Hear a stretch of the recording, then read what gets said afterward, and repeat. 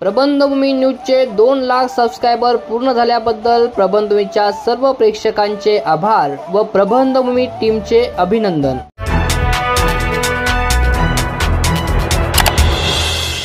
त्यांना चर्चेत राहायला आवडतं आणि चर्चेत राहायचं असेल तर शरद पवारांचं नाव घ्यावं लागतं, कारण का महाराष्ट्राच्या राजकारणाला त्यांचा रेलेव्हन्स संपलेला आहे, इरिलेव्हंट झालेले आहेत ते। त्यामुळे शरद पवारांनी काय करावं याच्यापेक्षा राज ठाकरेंनी काय करावं, किती वेळा भूमिका बदलाव्यात याच्या संबंधित त्यांनी विचार करावा। शरद पवारांना उपदेश करायला जाऊ नये। त्यांचं म्हणणं की तुम्हाला माहित नाही तर तुमच्या घराखाली दलित विद्यार्थ्यांना मारहाण का झाली, पोरीला मारलं होतं। आणि जेव्हा डॉक्टर बाबासाहेब आंबेडकरांची पुण्यतिथी असते 6 डिसेंबरला, तेव्हा तुमचा बंगला सोडून तुम्ही 4 दिवस लोणावळ्याला जाऊन का राहता हे कोणाला माहित नाही, जगाला सांगावं लागेल।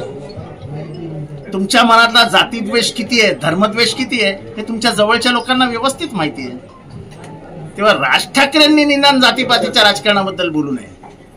त्यांनी परप्रांतीयाची देखील भूमिका मोठी घेतली, त्यांनी परप्रांतीयांविरुद्ध भूमिका घेतली, त्यांनी मुसलमानांविरुद्ध भूमिका घेतली, त्यांनी दलितांविरुद्ध भूमिका घेतली। अशा माणसांनी जातीपातीबद्दल बोलावं आणि ते पण शरद पवारांबद्दल,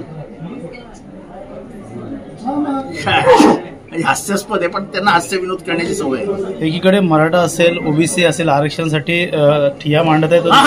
त्यांचं एक स्टेटमेंट आता मला कोणी सांगितलं की महाराष्ट्राला आरक्षणाची गरज नाही, आरक्षण का कशासाठी हे समजून घ्यावं लागतं। एसी वातावरणात, एसीच्या घरात जन्माला आलेल्यांना आरक्षणाचं महत्व काय समजणार, अशिक्षित घरी जन्माला आलेल्यांना आरक्षणाचं महत्व काय समजणार। आरक्षणाचं महत्व समजून घेण्यासाठी त्या परिस्थितीतनं जावं लागतं, त्या परिस्थितीने पूर्वज गेले आहेत याचा अनुभव असावा लागतो। ज्यांचे चारों हात घी में और सर कढाई में, त्यांना काय आरक्षण कळणार। आरक्षण करण्यासाठी महाराष्ट्राचा सामाजिक सामंजस्य समाज कसा आहे, महाराष्ट्राची सामाजिक परिस्थिती कशी आहे ही समजून घ्यावी लागते। आणि म्हणून तर आम्ही म्हणतो एकदा होऊन जाऊ ना, जातीनुसार जनसंख्या होऊन जाऊन द्या, म्हणजे बहुजन समाज किती आहे हे महाराष्ट्राला एकदा कळेल आणि बहुजनांची आजची आर्थिक परिस्थिती कशी आहे हेही कळेल। आणि म्हणून तर आम्ही म्हणतो की आर्थिक दृष्ट्या दुर्बल असलेल्या मराठ्यांना आरक्षण मिळालंच पाहिजे, ही आमची भूमिका आहे। शरद पवारांची नेहमीच कुठल्या समाजाशी समाजाबद्दल काम केलंय हे मी आता या क्षणाला सांगण्याची गरज नाही। त्या समाजाला व्यवस्थित माहिती आहे की शरद पवारांनी आपल्यासाठी काय केलंय। मग ते धनगर असो, ते आदिवासी असो, ते शेड्यूल कास्ट असो, जेव्हा भारतात कोणाची मंडळ आयोग आणण्याची हिंमत नव्हती, ओबीसीला आरक्षण देण्याची हिंमत नव्हती, त्या काळात ओबीसीला आरक्षण देण्याचं काम माननीय शरदचंद्र पवारांनी केलं।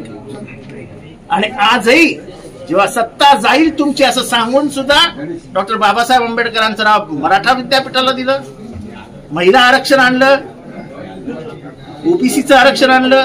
त्यांनी कृपया कोणी आम्हाला साहेब जातीपातीचं राजकारण करतात वगैरे सांगू नये, आपल्या घरातल्या गप्पा गोष्टींमध्ये कार्यकर्त्यांना खुश करण्यासाठी बोलावं। ताज्या व महत्त्वाच्या बातम्या बघण्यासाठी प्ले स्टोअरवर जा, प्रबंधभूमी ॲप डाउनलोड करा व या धावपळीच्या जीवनात अपडेट राहा।